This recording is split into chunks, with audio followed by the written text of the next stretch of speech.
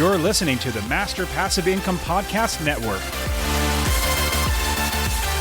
Welcome to the Master Passive Income Show. My name is Dustin Heiner, and I'm here to help you get financial independence, afford anything you want in life, and create generational wealth by investing in real estate so you never ever have to work a job again. And today, I'm bringing on a fantastic real estate investing expert who has 15 properties all paid off free and clear, all that cash flow coming in, as well as lots of other investments are going to show us how we can go from fear into fortune and how you can do it as well. All right, let's start the show.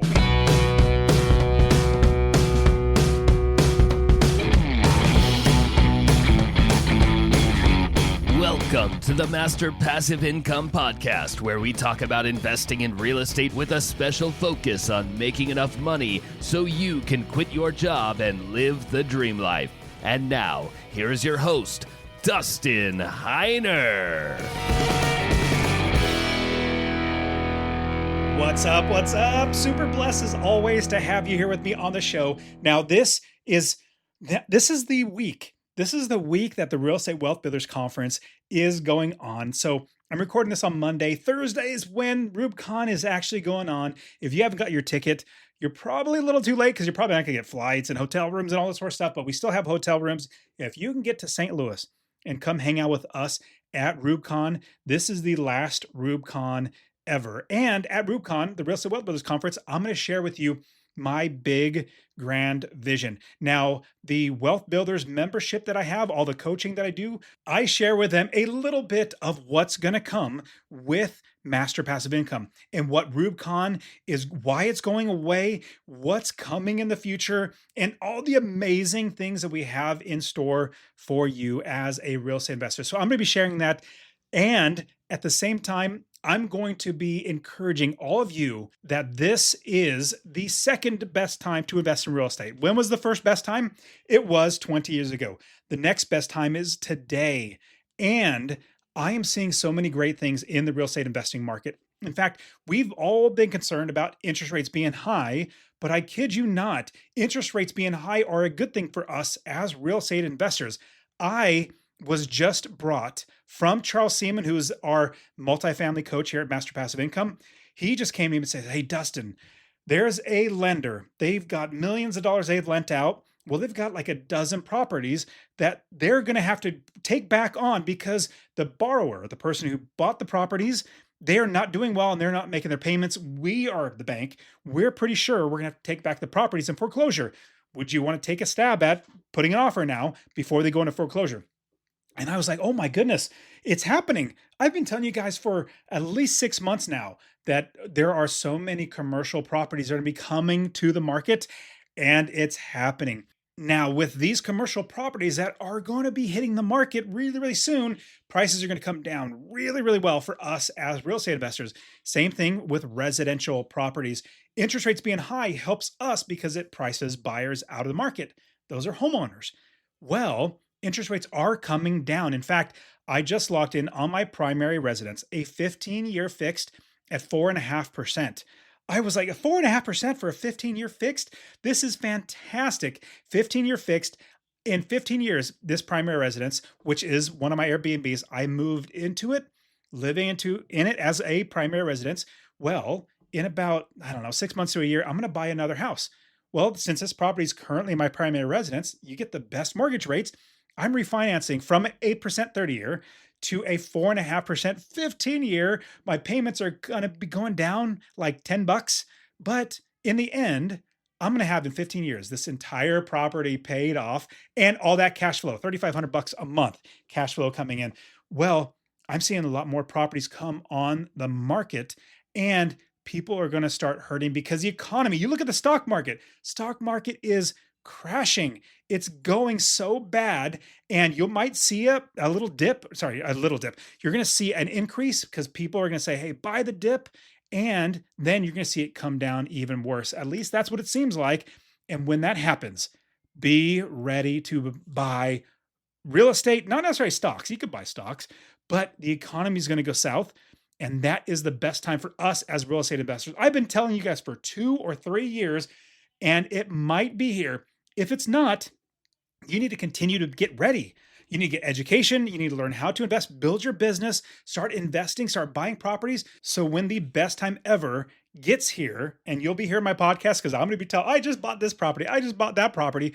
You already know I bought 3 single family homes in January. My daughter bought it at 16-year-old, bought her first property. I'm closing, or I did close on a 375 unit apartment complex in Chattanooga, Tennessee. Their deals are out there. And I'm bringing on a fantastic, he's a really good friend of mine, invests in my deals as well as he came to RoopCon and we hit it off. He's a fantastic guy, great investor, great business owner. And I wanted to bring him on because the way he invests is terrific. And he's going to walk you through all of it.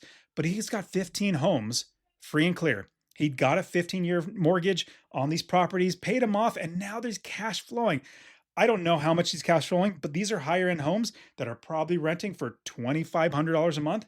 Well, if you got 15 homes times $2,500 a month, you could do the math. That's a lot of money every single month on top of the other investments that he does. Well, this guy is an expert investor. You guys remember the income builder roadmap that I walked you guys on? There's the income builder where you're starting out 0 to 1 property. You want to get to the income scaler where you're scaling your business. Then you want to get to become the income investor. He is an income investor for sure. And he's going to show us how he did this. But then also, he has helped so many other people with his book that just came out, Fear to Fortune. He shares his process, his blueprint that you can use to grow your wealth, create income, and become financially independent. And he's just a great guy to chat with. So I had a fantastic time talking shop with him, and you're going to learn a ton from my good friend coming on, a great investor, wrote the book From Fear to Fortune, my friend, Shawn Gwaltney. All right, here we go. I have Shawn Gwaltney on the show. Hey, Shawn, thanks for being on, man. Hey, it's an honor. Always good to hang out with you, Dustin. So we met at my conference, the Real Estate Wealth Builders Conference a year ago, and everything from connecting on the real estate portion, like hey, let's talk about real estate, but then also businesses. You own businesses as well as now getting into the online, helping people. That's where I was like, we see eye to eye at so many great things. Plus, being a Christ follower as well, very big blessing to have other brothers in Christ working with. But with everything that you've done, like writing a book and everything that you're moving forward with, what drives you to do something like this, to write a book, to help people, to get stuff out there in the world that other people can consume? Yeah, that's a great question. I don't think anybody's ever asked me that way before, but essentially it was there's kind of a selfish aspect to it. Whenever you have a conversation with people and they find out that you're in real estate or you have some rental properties or anything else, they're always curious. And almost everybody is like, I've thought about that, or I'd love to get into real estate someday, but they rarely ever do. So you end up in these lengthy conversations trying to encourage them and give them a little bit of insight or pathway to kind of step into that field. But after so much time, I thought, maybe I ought to just write a book.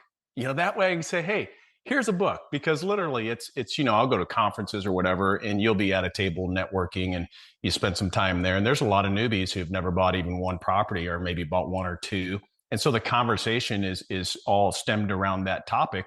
So I just thought, besides being a part of my bucket list, it'd be a great way to share all the challenges, number one, that I had, because, when I started, I read over 40 books. It took me 3.5 years before I ever bought my first one. Obviously, fear was that barrier for me, and taking care of my family and how that all works. So really just stemmed from two things: a little bit of selfishness and to be able to make it easier to communicate this to those who I do have those conversations with, but also to try to help people really through the experiences and the walk that I've walked. And so they don't have the pain, number one, but number two, so they have some of the insights that I couldn't find in any of the books that I read. Be careful, because you're going down my path. I started, just like you, helping people, friends and family members. And then I thought, my goodness, they have great questions, but they're beginner questions. And even though they're really, really good, I've answered them so many times. Let me write a book and just give it out to people. And that's where it started. Then podcast, YouTube channel, courses, coaching, conferences. Now it's building up, which is great. I'm really, really blessed now, because my goal is to help 1 million people to invest in real estate. And awesome. Anybody else that I can help is just one more person on that goal, because as I've gone through in life, I've found the more people that I serve, the more money that I make, the more money they make, the better their life gets, the better my life gets. And so I just figure out how can I serve more and more people. So I just say that in a, tongue in cheek, saying you're going to be on a great ride. If you keep going down this path, you just start helping more and more people. And then you start, and this is how I started feeling much more fulfilled in life. Like I'm helping other Yeah. people. Honestly, I'm not driven by money. Not a lot of people are driven. Some people are, but money is not the end in itself. Right. It's just a means to an end to hopefully have a better life and be able to take care of your family. And so when I get fulfilled, it's when I help people because I'm like, man, I just got to help somebody. So Yeah. you've written this book because you have this blueprint that you walk through as you're investing. You also have a really strong business that runs on its own as well outside of real estate investing. But how did you get into, you said 3 years or, reading books and not getting into it. How did you get into the real estate investing? Yeah, well, it's a funny story because, I was building the manufacturing company that I'm in now. And I realized along the way, as an entrepreneur, someone who's a business owner, there's not this fantastic retirement package sitting there waiting for you. So you better either save some money or find a way to create a retirement package yourself. And for me, that was real estate. I'd always loved real estate and the idea of it. I was a tool guy at heart, so I loved construction. Obviously, it didn't support my lifestyle. I'm a better businessman than I am a tool guy, but I love tools and I love working with them. So it really stemmed from trying to figure out, okay, hey, I'm running this business, but there's no retirement package. So it's either just save cash, and try to figure out where to go or start investing. 2005 is when I bought my first home. Mine was And 2006. Yeah, awesome. was it really? Yeah. Oh, that's awesome. Yeah. So that was my first one after that long 3.5 year stem of reading everything and thought I knew everything and really knew a whole lot of nothing, and bought the first one. And, it was hard. I learned a whole lot on that first one. And, there's something about the second one. It just comes like that. The first one is like torturous to get. But after you get into that first one, it's like they start piling up and 2, 3, and 4 come along quick. And that was really the journey. Even though we were pushing into the recession of '08, it was a tough time in the manufacturing company. After we lost like the 35th, it was literally the 35th contract. And it was with, I remember it clear as day, it's with Cisco System. And we lost that contract because, call after call, people disappear. And I started getting a little bit nervous, obviously, because the business is struggling now. And it's like, where'd everybody go? Somebody flipped a light switch. And then I'm buying this real estate and I'm new at it. But, I'll tell you this, Dustin, it's the greatest blessing. And you know this, it's the greatest blessing that I've ever received because somehow God gave me enough pressure behind me and insight to be able to step in. And had I never stepped in, I wouldn't have this life of retirement where I'm working the hardest I've ever worked in my retirement, but it's things that I choose. So it's different than feeling like I'm obligated and have to punch the clock, to chase day by day my bills and all those things. So it's been a huge blessing. It's interesting how you mentioned your first property was the hardest. And for every single person, you're 100% right. Everybody runs through this. In fact, I've created basically a roadmap that I went on and that I take all my students on and share with that there's a roadmap that every investor has to go through. First property is always the hardest because you haven't even proven it to yourself that it works. Once you Yeah. get that first property, usually if you do it right, I suggest build a business that the inventory is your properties in your business that makes you money.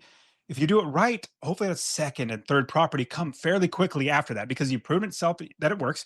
And then you also have hopefully people in place like this business ready Right. and sending you deals and all that sort of stuff. But then on the roadmap, eventually you get to a point where you don't have enough time to manage all the properties yourself, to look at all the property. And so you realize, oh my goodness, I need to turn from being an investor to being a business owner where I Right. own a business that runs it for me. Because if you're a mom and pop, you're doing the business yourself, like buying the real estate, fixing it up yourself, managing yourself. There's only so much time in the day. You need to start getting people around you. Did you have that type? Like, does that have anything in your blueprint that you have? Is like, how do we get other people around you to help you to, I guess, fast track or even buy back your time? Yeah, totally. So, from my perspective, it was funny because as I wrote the book and then it goes through editing stages, as you know, and which can be kind of grueling. And it's a two-part book. What it really is, the first part is really real stories, and it's giving you the information of how I got there and the steps that I took in the pitfalls and the challenges, along with kind of a motivational factor to help you realize, hey, look, it's not that hard, but you just have to take a step. You just have to take a step. If you commit to that, all things are possible. And then in the second half of the book, it's really, okay, so I've been encouraging you to take a step. Here's the pathway. Here's the blueprint. And I had some of the editors challenge the blueprint and say, well, you should have had this first, then that second, then that third. And I said, well, I appreciate that. But here's what I know about people. They're going to do the fun stuff first. They're not going to do the hardest stuff first. So my blueprint is designed to where you do the fun stuff first and you trap yourself essentially. And once you're under that pressure point, you're forced forward. You'll find a way. You'll get it done. It's the pressure that creates diamonds. It's the pressure that creates the success. But if you don't learn to put yourself under pressure, then you're not going to have all the things that you need to do to be able to make this, push through and be successful. So 2 questions come to mind. Number 1, were those editors investors? That's a great question. That's the first question I asked them. Hey, what do you actually know about real estate investing? Exactly. Right. Okay. So the second question is, what did they want? Were they suggesting first? And what did you put first instead? So to come back to what you had said about creating a business, I 100% agree. You have to operate with a business mindset, not a mom and pop, and not a mindset of, hey, I own this property, I'm the landlord, this and that. You will be in trouble quick, really quick. So you have to create a business structure around it, and it's not that hard. But if you create that business structure, then you can start stepping through the process. That's where a lot of people I see get stuck, is they never create that structure that they have there. But essentially it was. And I want to pause for just a quick second and say thank you so much for listening to the show. If you've gotten anything out of the show, I would appreciate it if you went to anywhere that you listen to, say Apple or Spotify or wherever, and leave a 5-star review. Honestly, I really appreciate you leaving an honest review. I just love giving all this information out, and I want to see you succeed. Also, send this to one person. Just tell one person, say, hey, Dustin wants to help 1 million people to invest in real estate. You need to listen to this because it's going to change your life. Lastly, get my real estate investing course completely for free. Text the word rental, RENTAL, rental to 33777. Rental to 33777. I'll literally give you my course showing you everything in the business so that you can become financially independent. The simple things like create an LLC, put the property in the LLC, very simple stuff to get started. And once you get there, then it gives you a pathway forward. What did they want for first? Like finding properties or getting money or something? Yeah, they wanted to get into, setting up the LLC first before you even buy a property. And for me, it was like, you know what? Nobody's going to do that. Most people, they want to go shopping. It's great. And I even put in there, hey, look, here would be the best route, but here's what you're really going to want to do. You're going to want to fuel the excitement. And that excitement's going to give you a propulsion to keep moving forward. So with that, go shopping, start figuring out what your model is, and once you buy a house, guess what? All those other things, you're going to have to get them done now. You don't have a choice anymore. That's kind of what it is. And I only say that because, obviously there's a lot of routes, that you're successful in what you do. And, the route you took could be, I'm sure there was different steps forward than what I took and the next guy. But the fact of the matter is, the excitement is what creates the fuel for the next steps. And if somebody never takes a first step, here's what you and I know. What do you end up with? Nothing. I 100% agree. And so everybody's going to have a different path, or at least the path that they take is what's going to help them to move forward to the next step. Because as soon as they get a roadblock, if they stop, then they're done. So right. I like the idea of helping them to get little wins along the way. That's what I try to do with every one of my students when you jump on a coaching call. What I ask everybody on the group call, say, let's share wins. Let's get encouragement. Let's ourselves be encouraged. But then also you see other people that they got a win. Oh, they got a small win of finding a city that they wanted to invest in. They found a property manager. That might not seem like a big win, but it's a very big win. We might think, okay, buying that property, that's the win. No, there's so many little wins along the way that propel you forward to the next one and to the next one. Okay, so what would be not say a problem, like what's a mistake that you have done in your investing? You're like, man, if there was anything I want somebody to take away, don't do something like this or don't do that. Only one. But Yeah, I've got lots of them too. right, right. I think one of the biggest one is what I call good cop, bad cop. And it's defined in the book. And I've taught this to so many people way before this book even, came into fruition, is you have to separate yourself in the communication with your tenants if you're self-managing. You cannot be the landlord and the person who's responsible, because all of a sudden that relationship changes and you're on the hook and they're going to drive you insane, and you're going to hate the business. But if you separate yourself, so in our structure, so we self-manage. We've kind of built that out within our company. We self-manage. We've tried the managers and we've gone that route. It was an epic fail in some ways, and there was some good points, but not that great overall. But that one thing, because when a tenant realizes that you're the one they can press on, or you're the one that they can fight with, or whatever else, you lose all negotiating power. So in my business, I am always the landlord. I'm never the owner. I'm not. And it's true. The company owns the properties. Whether I own the company and how you want to, spin that circle, but it's the truth. The company owns the properties. I own the management company. So I am the landlord and our associates are the representatives. That's that. So which means when there's a problem come up and they're irate or offended or upset about something, hey, I am on your side. Let's see how we can resolve this. But I can't do this. I'm not the one who makes the decisions by myself. If it were just me, sure. And we were just friends, I'd just give it to you, but I can't. So let me run this through and see what we can do for you and try to find the best outcome. That way, that I'm the negotiating tool essentially, to where I always keep the peace. I keep the temperaments down, and it allows us to find a win-win over and over without all the chaos and the pressures. That is absolute gold. Like if you can make it so that you're not connected as the landlord to the tenants, especially obviously if you're self-managing. If you have a property manager, definitely don't tell your tenants that you own the property. I've had people tell me, Dustin, I have a property manager, but my tenants call me. I'm like, oh, how do they even know you exist? No. And so terrible. I love that you've figured out, or you understand now, obviously, and are sharing that when you are so connected or so in touch with the person, then you're right. You have no negotiating, no bargaining chips. And what I do is I tell my property managers, use me as the bad guy, because I don't want to talk to the tenants. Yeah. And I just like that. It's like, I want you to help the tenants believe that they're on your side or you're on their side, because you are. You want to help them out. We want to make sure everybody wins. But at the same time, we don't want to get snowballed or rolled over or taken advantage of, because that's what happens if you show that you're the landlord.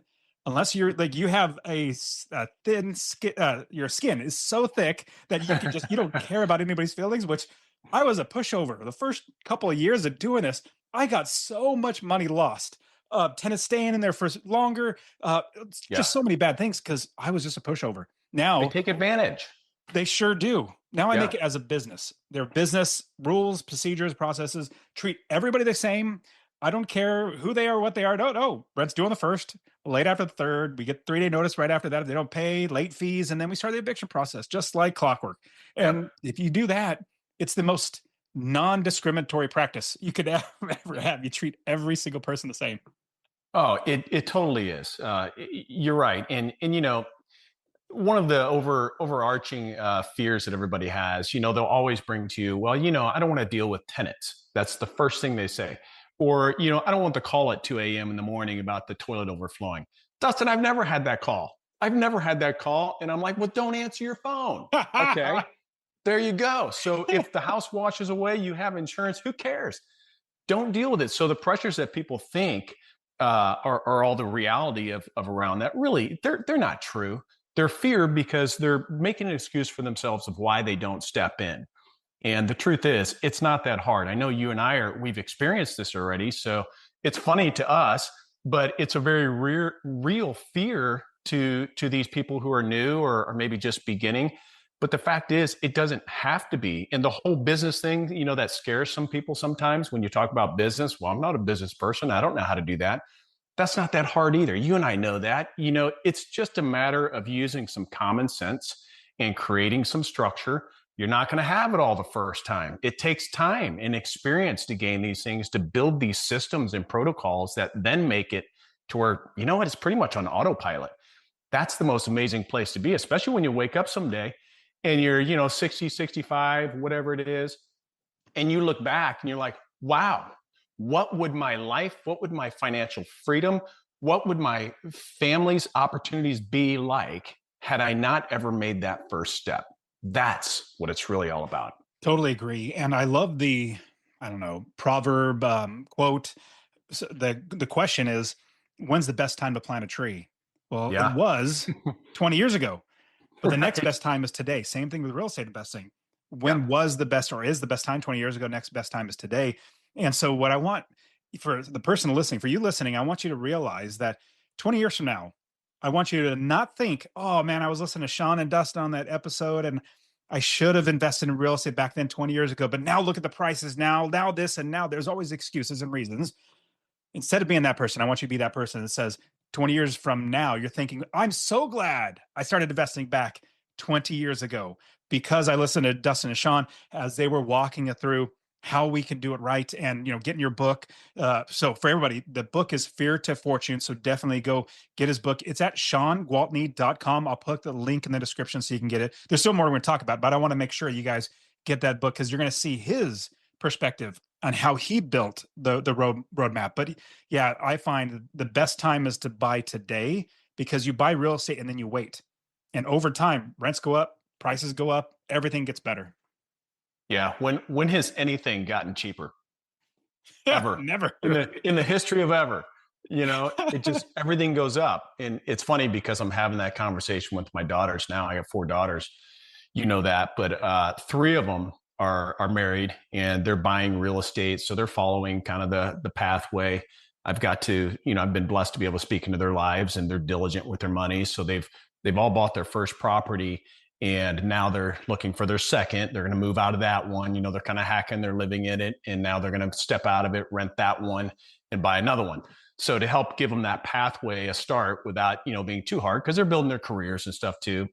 But yeah, it truly is, man. It really is just about if you start, because part of what I put in the book was, look, if you just bought one, if you only bought one, it can change your life 20 years from now, just from sitting on it and letting that accumulate. And I even put some math in the book on one of the properties to show what that property did off of like $30,000 investment. And then you hear people, well, where am I going to get $30,000? I don't know. Your parents, somebody, go chase it. There are people around you with money, I promise you. And if you brought the right deal, they'd invest. Do you mind sharing how many, like what your portfolio is like right now? You don't have to tell like how much income or anything, but like what type of properties you own and stuff like that. Yeah. So mine was a little different. And it was, it's blessing and luck. I would call it blessings and luck. I didn't go for the small houses. I went for the medium family income homes, 3 and 4 bedroom, bigger homes, to where families would live in. And I came up to that conclusion because I had a friend of mine who is about 15 years older than me. And there's a story about him in the book as well. And he had like 40, 50 small homes in a municipality nearby. And what I noticed was he was constantly turning them. The turnover was really high. It was low rent, type properties. So I really didn't want all that headache. So what I did was I thought, okay, hey, I think that I'll get a better quality tenant in this product. So I started buying them. So they were much more expensive properties. And what happened was one of the gals who rented one of the homes stayed there for 14 years. Yeah, my average turnover is about every 7 years. So the people stay a long time, Dustin. It's awesome. It costs a lot of money to turn over a property. It costs a lot of money. It can kill your profits depending on how they took care of that, property for sure. So I did something else unique in my system and in my mindset was I had the manufacturing company because if you remember, I started the real estate because I wanted to create a retirement package. I didn't want to drop my company. I enjoyed business and the art of business. And so I kept that. So my goal was not to, drop one to get to the other. So I had the benefits of both. But when I started doing that, My second goal was to switch them to a 15-year as quick as possible. I wanted a rapid payoff. I wasn't looking for cash on cash. So I'd have them a few years. And like everything, rent's always climbing, right? As long as everything's going well. And as soon as they could pretty much support themselves to switch to a 15-year, I switched to a 15-year. So now I don't have any debt on all these properties. They're all paid for. And one gal paid for the property because she was there for 14 years. So, two tenants essentially is my average turnover for a 15-year mortgage, and they're paying for the property. So super blessed like that. So I have a large dollar amount, but a low volume of doors because they produce so much more, and they bring a different type of tenant. So my turnover was way lower as well, which really turned out to be a blessing. How many single family homes do you have? So I have 15 single family, I St. have Louis? in St. Louis. Okay. Yeah. So there's about 5 million in that package. And it's just because of the type of homes that I bought. So what I love about it is now I've had others that will come and go, but I've kind of let a bunch go. And then I tried some of the smaller ones, and the management was so much more intensive that I let those go. So we reduced it down. Now this package creates a really healthy passive income.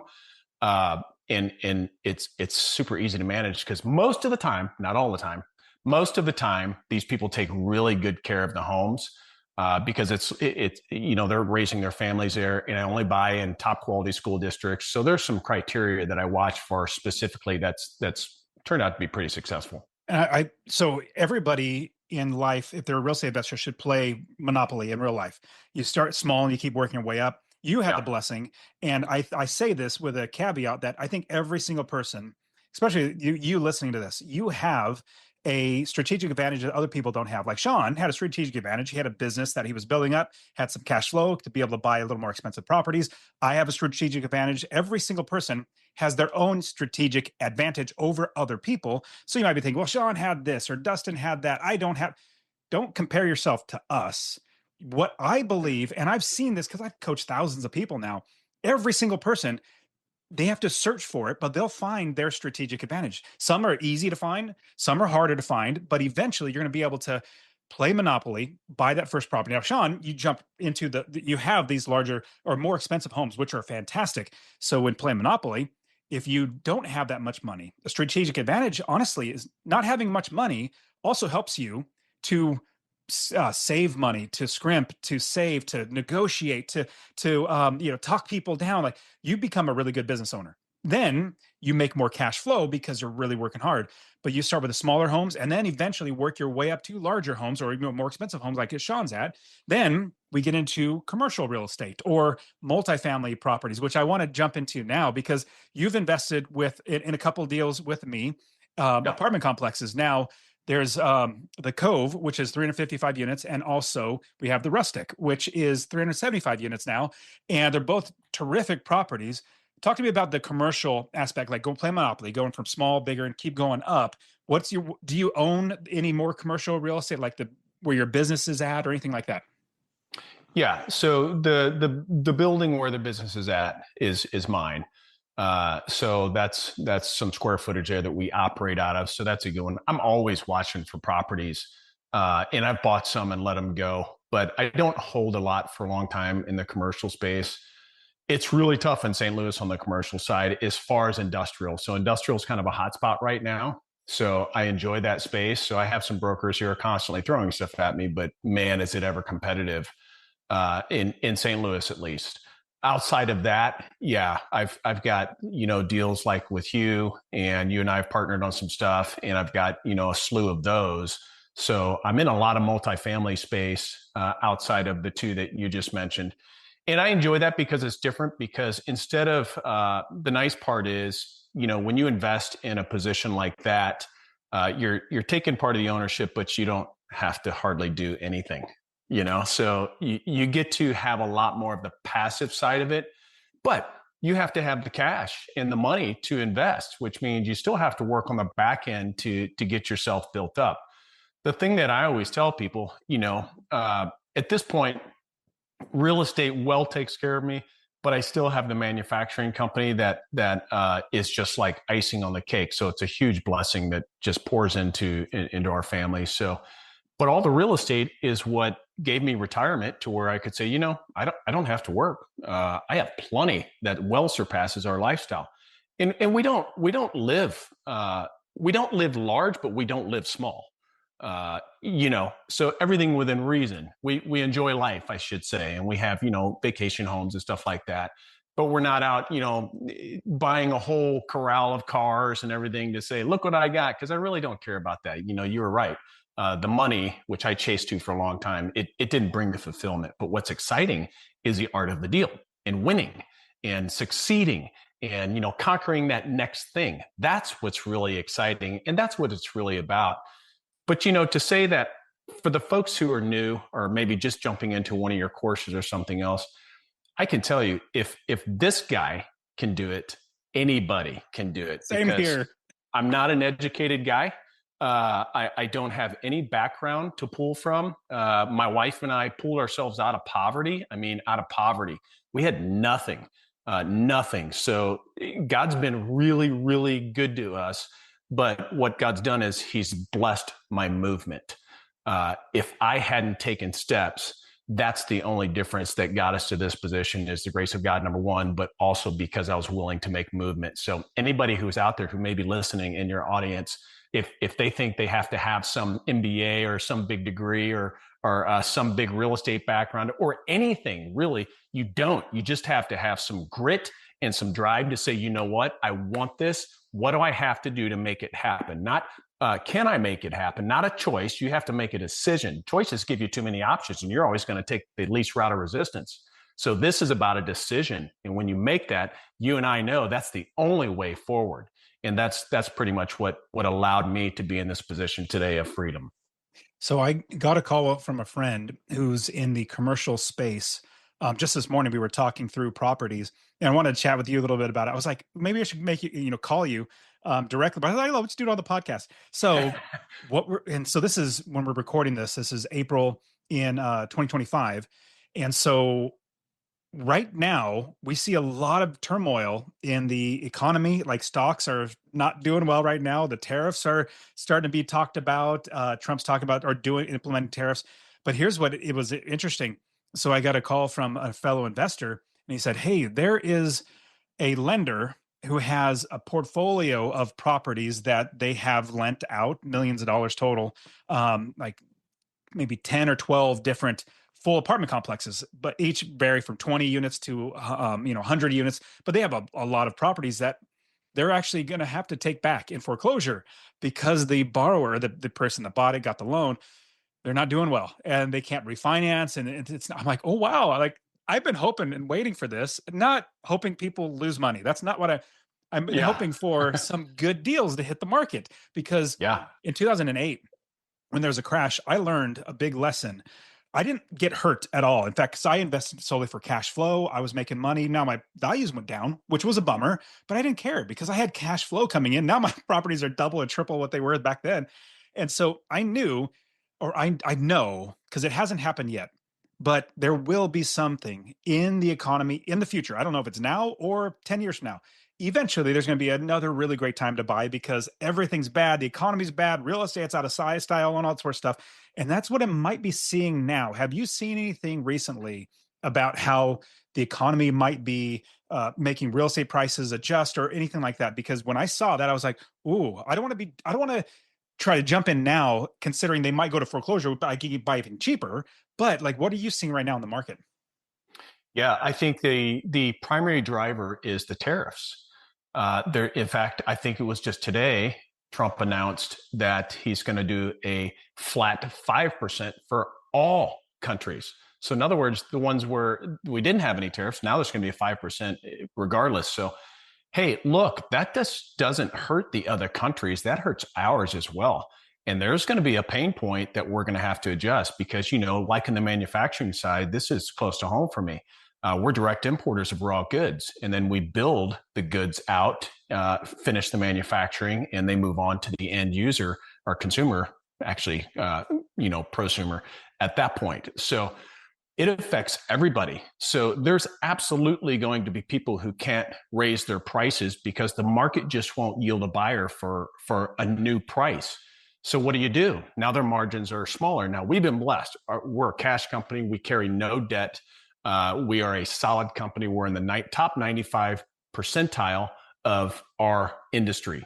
So that was just recently by Morgan Stanley. So anyway, we're set, and those are based on biblical principles. So we have a foundation that doesn't make us uncomfortable or faulty. Something that can fall easily. Now, only by the grace of God, because anything can happen, right? But I can say that we see that now. There's some of our importers. We have a flat 20% now that's coming on raw goods. Well, that just dings your profit margins. But the challenge is, most of these companies, unlike us, we have a really high margin. They have a really small margin. They may be working off, if they're really healthy, 10%. But I have friends who are running $100+ million companies. They're running off 2 and 3%. Well, what happens when you have these extra tariffs in there? Somebody's going to pay. Somebody's going to pay if you can't raise the price. So either it's going to be passed on to consumer, which then retracts spending, which means, they're not going to buy as much, which then dings the housing market a little bit more. It's a trickle effect that goes both ways. All that to say, yeah, I'm already seeing in the commercial space, there are people who I've already seen a couple fire sales in industrial. We couldn't make the deal work, but man, I wanted to. It was because of an assumption that they were forcing on a loan, but otherwise the deal was great. Why? Because it was reset time. They had to reset their mortgage and their arm was up. Well, guess what? It's a dramatically different payment now that they have to cover. And does their current renters cover that? Or do they have to jack up the rent for everybody? And, some of them have clauses. They can only come up so much, depending on how the lease was written. So there's a lot of variables in there. So I'm not surprised, Dustin. And you and I have talked about this before. I think if you're an investor, you better be prepared because there's opportunities coming. There are opportunities coming. And it only comes like once every, 10, 15, maybe 20 years, sometimes that big of a gap. Well, the last one from now, what, 2008 to now? 2008. My goodness, almost 20 years now. And if we'd have had the insight to really dive in and know what that was, well, now experience tells us, if we look back on history, we're old enough to know exactly what that was, that, hey, you better buy because there's nowhere to go but up. Yeah. And it's also really interesting that one of the best stock business owners, stock guys is Warren Buffett, and Berkshire Hathaway has the most cash on hand than it's ever had. Like they've sold, reaped everything in. And I saw a chart, it was like a bar chart over the last, I don't know, 20 years. It was like, small or relatively small on the chart.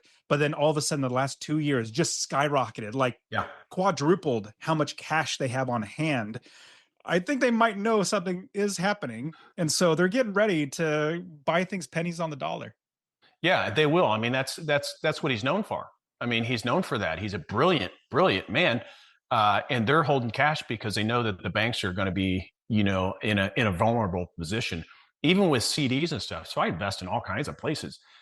I'm a little cautious on where it goes because the stability of that particular bank, and if you have 7 figures in a fund that you're trading, well, it's cumulative, your FDIC insurance.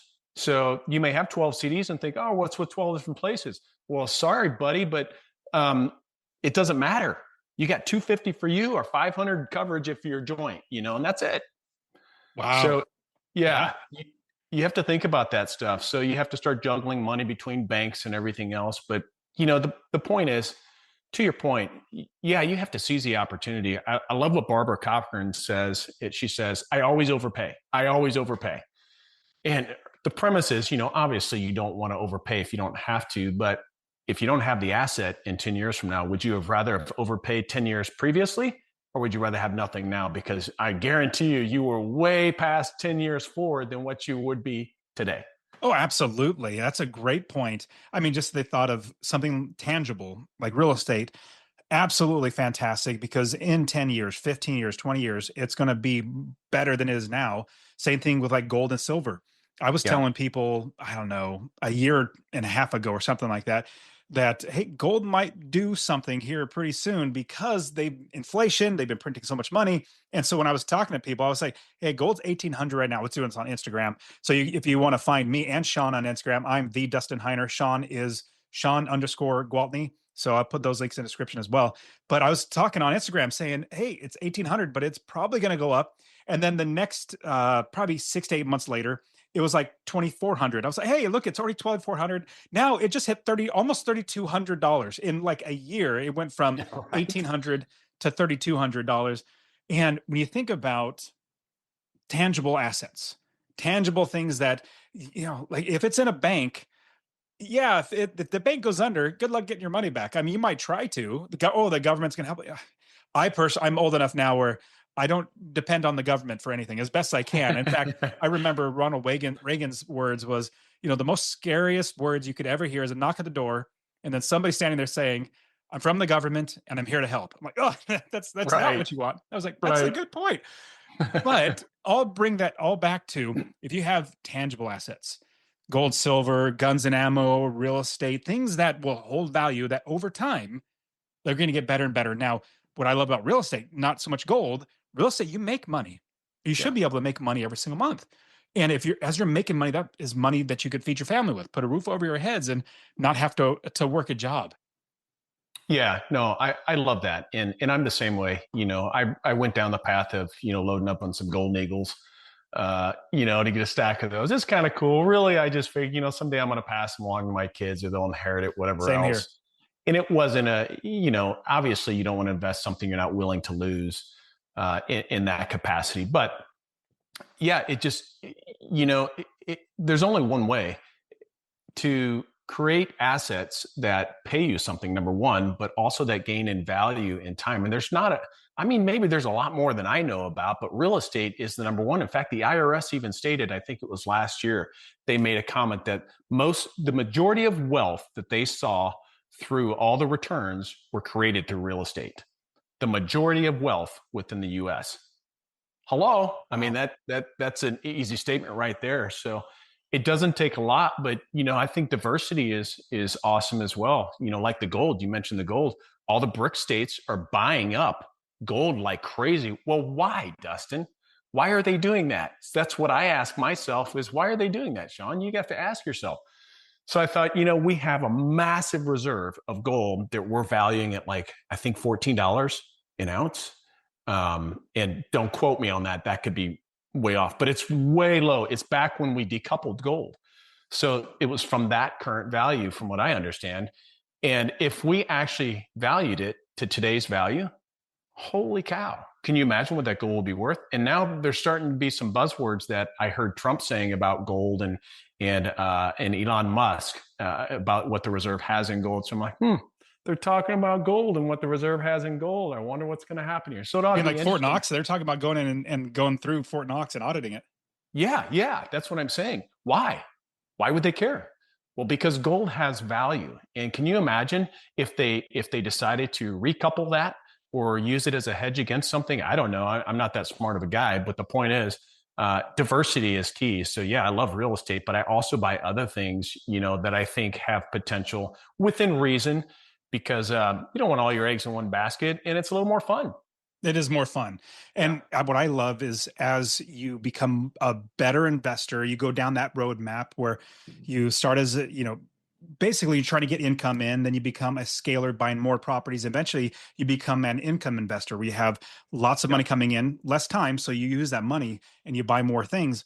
And what I love is getting around other people who are experts that are experts in other things that I don't want to be an expert in, but I invest with them. I don't get 100% of the reward because I'm not the expert, but I'm going to invest in their like gold and silver, other real estate, like apartment complexes, hotels. Like I don't want to run a hotel, but I invested in some hotels because I was like, I'd love to play Monopoly in real life. And eventually, I always want to get to hotels. So I was blessed to be able to invest in some hotels. But with having other people around you, that is one of the best things that I've seen to exponentially grow somebody's wealth. Because if you're doing it alone, which it's totally fine to do it alone, I did that from the very beginning. But then as I realized, man, this can be a team sport. Like it doesn't have to be me against everybody else. It could be a team sport. oh my goodness, I make so much more money now. The more people I bring into deals, I Yeah. like, hey, let's all benefit from it. Yeah, no, great point. I'm so glad you brought that up. So I use this term I call the 3P, triple P, people propel prosperity. And it's, I've taught that for decades. And there was a point where I had to learn the hard lesson, a truth about that, because like you, I started by myself and I had nobody to ask questions or anything else. Now that I'm in my, what I like to call my more mature phase, not my maturest phase maybe, but my more mature phase than what I was before. Uh, Man, it's just truth. You need people. Iron sharpens iron. We were created to do life together. So if you're trying to do it by yourself, you're really chucking away at it the hard way. It doesn't have to be that hard. Just our relationship here. Dustin and I have done a couple deals now that are very lucrative deals because we knew each other. If we didn't know each other, I wouldn't have had opportunity to it, and we wouldn't have been able to make the connection for it. So it's people propel prosperity. It's just that simple. Get out there and meet some people. That's what it's really all about. Like the Rubicon conference, there are people there. You're bringing a massive amount of people there. It's a fantastic conference to be able to network, meet some people, and if you've never stepped into real estate space, there'll be all kinds there. It's a fantastic place to be. That's how you and I met. I just popped in to see a close buddy of mine who was going to speak and support him because he's a lifelong friend. And here I met, Dustin and several other people, and I've made some really good friends, and it's turned into business opportunities as well. That's just how you win. It takes people. Love it. Shawn, this has been fantastic. So definitely everybody needs to get the book, Fear to Fortune. And you learn from Shawn's experiences, past history, as well as losses too. I mean, I try to make sure that all of my losses out there help other people because I believe, and I love the thought that a smart man learns from his mistakes, but a wise man learns from other people's mistakes. So definitely get Shawn's book, Fear to Fortune, but to go to ShawnGwaltney.com, as well as find him on Instagram, Shawn_Gwaltney. I'll put the links in the description. Is there any other things that you'd like to share before we sign off, Shawn? Oh man, first of all, I just have to say, Dustin, it's always a pleasure speaking with you, and thanks for taking the time. It's been a lot of fun. But I really just my goal right now in this phase of life is really I want to help build people, and I want to encourage them and motivate them. I don't want to be seen as some guy, haughty guy who made a little bit of money and is the expert. I'm not claiming to be the expert, but what I am claiming to be is somebody who's got 36 years of experience in business and a lot of failures and a lot of hardships. That's what I want to pass on, because if you take some of these concepts, you really can use them as stepping stones that will create a future for you and for your family that can be like no other way that you could possibly do it if you're punching the clock. So this is really about a freedom movement for me. I love it. Same here. That's my ultimate goal, is to help people have freedom. I mean, just freedom in life, from time, money, you name it, is freedom. But Shawn, great having you as a friend, and having you on the show, man. I really appreciate you. Hey, thanks, Dustin. I appreciate it, buddy. And that is it for today. Go ahead and get my free real estate investing course. Text the word rental to 33777, RENTAL to 33777. You can also join my Real Estate Wealth Builders group coaching. Get all my courses. All right, guys, we'll see you in the next show. See ya.